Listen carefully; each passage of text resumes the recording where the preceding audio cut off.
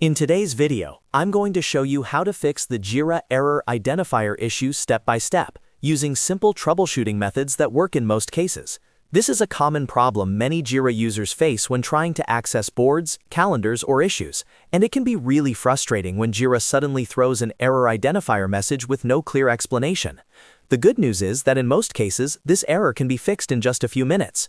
If you find this tutorial helpful, make sure to hit the like button, subscribe to the channel, and turn on notifications so you don't miss more Jira and software tutorials like this. Alright, let's jump right in. The first thing you should always try is the simplest fix, which is to refresh the page and retry the action. Many Jira error identifier messages are temporary and caused by a brief loading or connection issue. Go ahead and refresh your browser, then try opening the board, issue, or calendar again. In some cases, Jira resolves the problem automatically after a refresh. If the error still appears, move on to the next step.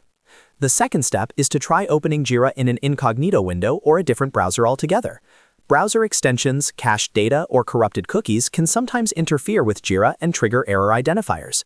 Open an Incognito or private browsing window, log into your Jira account, and try accessing the same page. Alternatively, switch to another browser, such as Chrome, Edge, or Firefox. If Jira works correctly in Incognito or another browser, you'll know the issue is related to your browser settings or extensions. The third step is to log out of Jira completely and then log back in. Sometimes authentication tokens expire or become corrupted, which can result in Jira showing an error identifier. Log out of your Atlassian account, close your browser completely, reopen it, and then log back in. Once you're signed in again, navigate to the same board or issue and check whether the error is resolved. This step alone fixes the problem for a lot of users. If you're still seeing the error, the fourth step is to check the Atlassian status page. Atlassian occasionally experiences service outages or partial disruptions that can affect Jira functionality. Open a new tab and search for Atlassian status. Then check whether Jira software or related services are experiencing issues. If there is an ongoing incident, the best thing to do is wait until Atlassian resolves it on their end. During outages, there's usually nothing wrong with your account or setup. Finally, if none of these steps work, the fifth step is to contact Atlassian support. When you contact support, make sure to include the full error identifier shown on your screen, along with the exact page you were trying to access and the time the error occurred. This information helps the support team diagnose the issue faster. You can submit a support ticket directly through the Atlassian support portal.